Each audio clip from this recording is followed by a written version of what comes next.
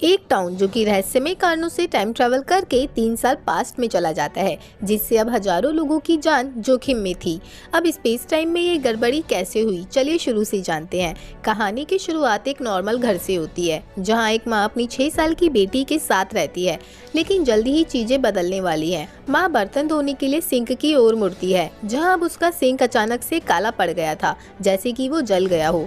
वो औरत ये देख हैरान थी कि अचानक से एक ही सेकंड के अंदर ये क्या हो गया। वो पलटकर देखती है, जहाँ उसका पूरा ही घर पूरी तरह से जल चुका था। वो डरी सहमी जल्दी से अपनी 6 साल की बेटी को बुलाने लगती है, मगर उसकी बेटी जो कि कुछ ही सेकंड्स पहले वहाँ थी, अब वो वहाँ से गायब हो चुकी थी। उसकी माँ के ये सब देख होश उड़ जाते हैं। वो जल्दी से उसके कमरे की ओर भागती है, जहाँ वो ये देख हैरान रह जाती है कि उसकी बेटी जो कि 6 साल की थी, वो फिर से 3 साल की हो गई है। इसके अलावा उनका रूम भी 3 साल पहले के जैसा हो गया है। उसे कुछ भी समझ नहीं आ रहा था कि ये क्या हो रहा है, और वो जल्दी से अपनी बेटी को उठाती है और बाहर की ओर भागने लगती है, जहाँ उसके अलावा भी आसपास के सारे लोग बाहर इकट्ठा हो गए थे, क्योंकि उनका पूरा अपार्टमेंट ऐसा लग रहा था कि जैसे जल रहा है। मगर यहाँ किसी को भी कोई आग नहीं दिखाई दे रही थी। ऐसा लग रहा था कि उनका ये पूरा ही टाउन 3 साल पहले के टाइम में टेलीपोर्ट हो गया है, क्योंकि ऐसी ही एक आग इस टाउन में पूरे 3 साल पहले लगी थी, जैसे कि स्पेस टाइम में कोई गड़बड़ हो रही हो, जिससे ये टाइम ग्लिच हो रहा है।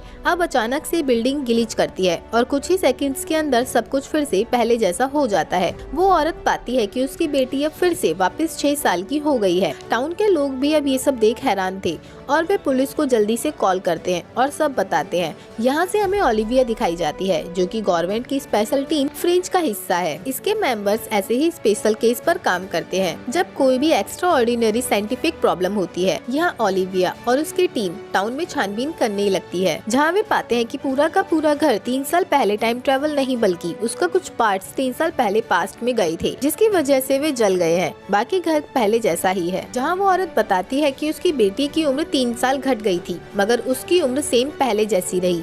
ओलिविया टीम से कहती है कि ये कोई पहली घटना नहीं है, बल्कि पिछले 1 हफ्ते से ऐसा ही हो रहा है, जहाँ इस टाउन के कुछ हिस्से कुछ टाइम के लिए पास्ट में टाइम ट्रेवल कर रहे हैं, और उसे लगता है कि कोई जरूर इलीगल रूप से इस एरिया में साइंटिफिक एक्सपेरिमेंट कर रहा है, जिससे कि स्पेस टाइम शैटर हो रहा है और ऐसी घटनाएं घट रही हैं। यहाँ से वे इस एरिया की रेडिएशन लेवल को भी स्टोर कर लेते हैं, क्योंकि स्पेस टाइम ग्लिच होते ही उसका कुछ रेडिएशन वहाँ रह जाता है। वहीं शहर के दूसरे हिस्से में कुछ दोस्त अब रात में गाड़ी में एक साथ जंगल से जा रहे थे। तभी अचानक से उनकी कार के सामने एक चलती हुई रेलगाड़ी आ जाती है, और वो किसी तरह से ब्रेक लगाकर लास्ट मिनट पर अपनी कार को ट्रेन से टकराने से रोक लेते हैं। वे बाहर आते हैं और पाते हैं कि वही ट्रेन उनके सामने से जा रही है और अचानक से गायब हो जाती है।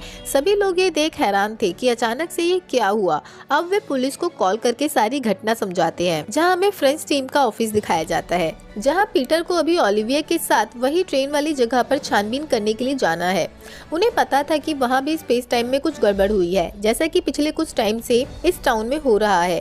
पीटर जाने के लिए रेडी था, जहां अचानक से वो लोकेशन पर पहुंच जाता है, जहां काफी सारे पुलिस ऑफिसर जांच कर रहे थे। पीटर हैरान था कि अचानक से वो यहाँ कैसे आ गया, जबकि कुछ सेकंड पहले वो ऑफिस में था। पीटर समझ जाता है कि यहाँ फिर से स्पेस टाइम में कुछ गड़बड़ हुई है, जिससे वो अचानक से टाइम ट्रेवल करके टाइम में कुछ घंटे आगे आ गया है।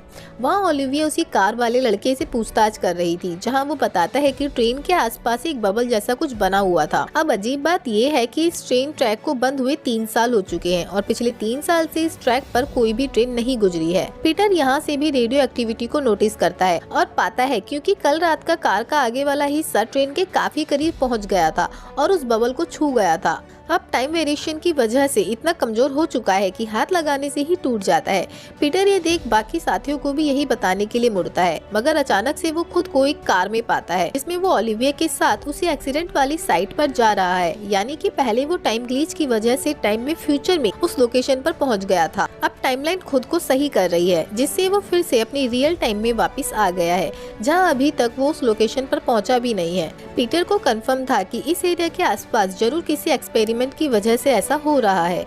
पीटर यही सब ओलिविया को भी समझाता है कि जब भी टाइम ग्लिच आता है, हर बार वहाँ रेडियो एक्टिविटी बढ़ जाती है, यानी कि ऐसा किसी ह्यूमन टेक्नोलॉजी की वजह से हो रहा है। और अब इस पूरे ही टाउन में हो रही इन सब अजीब घटनाओं का रीजन जल्दी ही पता चलने वाला है, जहां हम प्रोफेसर केट को देखते हैं, जो कि अभी एक टाइम मशीन बनाने का काम कर रही है। वो पिछले 10 सालों से इसी फॉर्मूला पर काम कर रही है और जानती है कि वो टाइम मशीन बनाने के बहुत करीब है, जिसके बाद वो टाइम को आगे और पीछे अपने अपने हिसाब से चला पाएगी। दूर खड़ा उसका हस्बैंड रेमंड उसे देख रहा था और लगातार अपनी घड़ी के टाइमर को भी देखता है। जिसके बाद वो केट के पास जाता है और उसे किस करके गुड बाय बोलता है और तभी अचानक से कुछ ही सेकंड्स के अंदर वो वहाँ से गायब हो जाती है और उसका पूरा कमरा भी पूरी तरह से बदल चुका था। रेमंड इन सबसे सरप्राइज नहीं था, जैसे कि उसे सब पता हो कि क्या होने वाला है। वो दूसरे कमरे में जाता है और केट को खाना देता है। केट उसे पहचान नहीं पाती क्योंकि उसे अल्जाइमर की बीमारी है और यहाँ से रिवील होता है कि कुछ ही सेकंड्स पहले रेमंड जिस केट से मिला था वो पूरे 3 साल पास्ट से थी और यहाँ से इस पूरे टाउन में हो रही अब तक के टाइम ट्रेवल की घटनाओं के मुख्य कारणों को बताया जाता है। जहाँ 3 साल पहले केट टाइम ट्रेवल का फॉर्मूला बनाने के काफी करीब थी,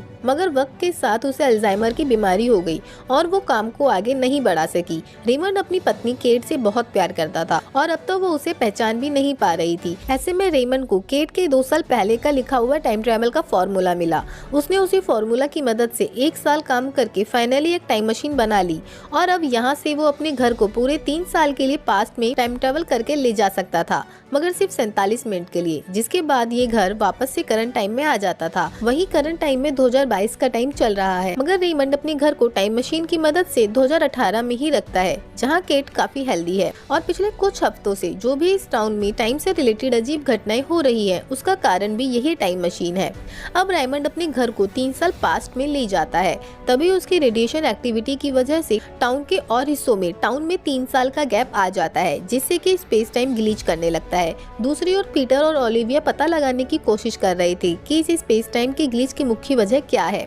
वे मैप पर जिन जिन जगहों पर ये टाइम ग्लिच हुआ है को मार्क करते हैं और पाते हैं कि इन सबके सेंटर वाली जगह से ही वो रेडियो एक्टिविटी हो रही है, जिससे कि उन जगहों पर टाइम शिफ्ट हुआ है। दूसरी ओर रेमंड अपनी वाइफ के साथ था, जहाँ वो उसकी देखभाल करता है। अब क्योंकि उसे वो पहचान नहीं पा रही थी, सो वो फिर से टाइम में पीछे जाने के लिए नीचे बेसमेंट में अपने लैब में आता है, जहाँ उसकी टाइम मशीन थी।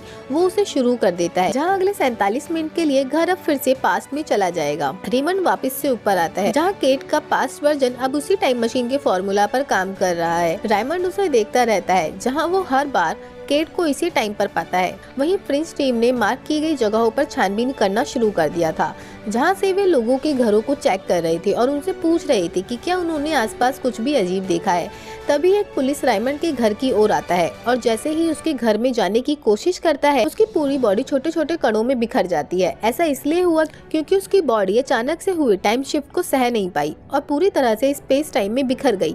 ओलिविया दूर से ही ऐसा होते हुए देख लेती है और सबको वहीं इकट्ठा करती है। उन्हें पता चल चुका था कि सब कुछ इसी घर की वजह से हो रहा है और वे घर के अंदर जाने की कोशिश करने लगते हैं। रेमंड खिड़की से पुलिस को देख लेता है और जल्दी से मशीन को बीच में बंद करने की कोशिश करने लगता है, मगर अभी तक मशीन पूरी तरह से तैयार नहीं थी और अगर उसे बीच में ही बंद किया गया तो इससे पूरे ब्रह्मांड के स्पेस टाइम का फैब्रिक खत्म होने का खतरा है। रेमंड ने केट के पुराने फॉर्मूला से मशीन तो बना ली थी, जहां वो इसे शुरू तो कर सकता था, मगर इसे बंद करने की फॉर्मूला उसके पास नहीं थी और ये मशीन एक बार शुरू होने पर 47 मिनट बाद खुद ब खुद बंद हो जाती है। अब रेमंड के पास कोई और रास्ता नहीं था। वो प्लान करता है कि उसके पास पकड़े जाने से बचने का एक ही रास्ता है कि वो इस टाइम ट्रेवल को परमानेंटली, जिससे कि उसका पूरा घर 2017 में परमानेंटली चला जाएगा। वो मदद के लिए केट के पास्ट वर्जन के पास जाता है और उसे बेसमेंट में ले आता है, जहां पास्ट केट अपनी फॉर्मूला पर बनी टाइम मशीन देख हैरान थी। रेमंड उसे यहां से सब कुछ सच सच बता देता है कि वो 3 साल फ्यूचर से है और उसी के फॉर्मूला का यूज करके उसने ये टाइम मशीन बना ली है। उसे उसकी मदद चाहिए ताकि वो टाइम ट्रेवल परमानेंट कर सके और वो दोनों हमेशा साथ रह सके। केट यहाँ से कहती है कि रेमंड को यह टाइम मशीन नहीं बनानी चाहिए थी, क्योंकि बार बार टाइम में छेड़खानी करने से स्पेस टाइम का फैब्रिक हमेशा के लिए टूट सकता है, जिसके बाद पूरे यूनिवर्स में किसी का भी कोई अस्तित्व नहीं रह जाएगा। अब रेमंड कहता है कि केट ने उसकी लाइफ को बहुत सुधारा है और अब वो उससे काफी प्यार करता है, इसलिए फ्यूचर में केट की हालत को नहीं सह पा रहा। केट हैरान थी और उससे पूछती है कि उसके साथ फ्यूचर में क्या होने वाला है। उसे पता चलता है कि उसे जल्दी ही अल्जाइमर की बीमारी हो जाएगी, जिसके बाद उसे कुछ भी याद रहना बंद हो जाएगा, मगर वो अभी भी यूनिवर्स को बचाने के लिए इस मशीन को बंद करना चाहती थी। दूसरी ओर ओलिविया घर के आसपास बने इस टाइम डोन को नोटिस करती है और वे उसके अंदर जाने पर रिसर्च करने लगती हैं। वे पता करने लगते हैं कि इस टाइम लैप्स की वजह से अगले किस एरिया में टाइम ग्लिच होने वाला है, और जो भी वे पाते हैं वे काफी शॉकिंग था। वे पाते हैं कि इस टाइम शिफ्ट से जो एरिया इफेक्ट होने वाला है वो एक अंडरग्राउंड टनल है, जो कि पानी के नीचे है और 3 साल पहले तक बना ही नहीं था, और अगर वहाँ टाइम ग्लिच हुआ तो वो गायब हो जाएगा और वहाँ पानी भर जाएगा, जिससे उसके के अंदर मौजूद सारे ही लोग मारे जाएंगे। अब बिना वक्त गवाए एक एजेंट जल्दी से उस एरिया को खाली करवाने के लिए भागता है, जबकि बाकी के लोग उस टाइम जोन में घुसने का प्लान बनाने लगते हैं। यहाँ कुछ ही देर बाद उनके साइंटिस्ट ने एक मैग्नेट वेस्ट बना ली थी जो कि टाइम शिफ्ट को हटा सकती है।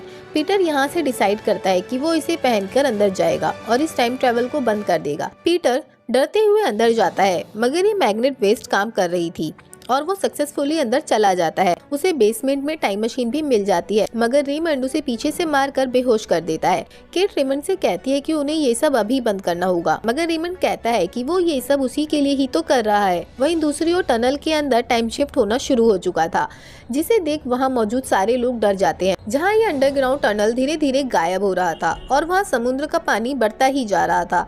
वहीं दूसरी ओर घर के अंदर केट और रेमंड अभी भी बहस कर रहे थे, जहाँ केट कहती है कि वो हमेशा के लिए इस बबल के अंदर नहीं रह सकती। तभी पीटर को भी होश आ जाता है और वो जल्दी से मशीन को बंद करने लगता है, मगर तभी केट उसे ऐसा करने से रोकती है, क्योंकि अचानक से टाइम मशीन को बंद करने पर पूरे यूनिवर्स का स्पेस टाइम बिगड़ने का खतरा था। पीटर उन्हें टनल के बारे में बताता है, जहाँ हजारों की संख्या में लोग मारे जाने वाले हैं। केट कहती है कि वो इसमें कुछ एडजस्टमेंट करके इसे बंद कर देगी, मगर इसके बदले में उन्हें उसके हस्बैंड को छोड़ना होगा और ये उसकी मशीन को बंद करने के लिए शर्त है। पीटर जल्दी से बाहर आकर ये सारी शर्तें ऑफिशियल्स को बताता है और ऑफिशियल्स हजारों लोगों की जान बचाने के लिए केट की शर्त को मान जाते हैं। अब आखिर में जब पूरा टनल खत्म होने वाला था, केट जल्दी से इक्वेशन पूरा कर लेती है और रेमंड मशीन को सही टाइम पर बंद कर देता है। पूरी अंडरग्राउंड टनल अब सेफ थी, जहाँ घर के आसपास का टाइम बबल भी अब खत्म हो चुका था, जिससे घर फिर से करंट टाइम में आ जाता है और केट भी अब पुरानी हालत में यानी कि बीमार थी।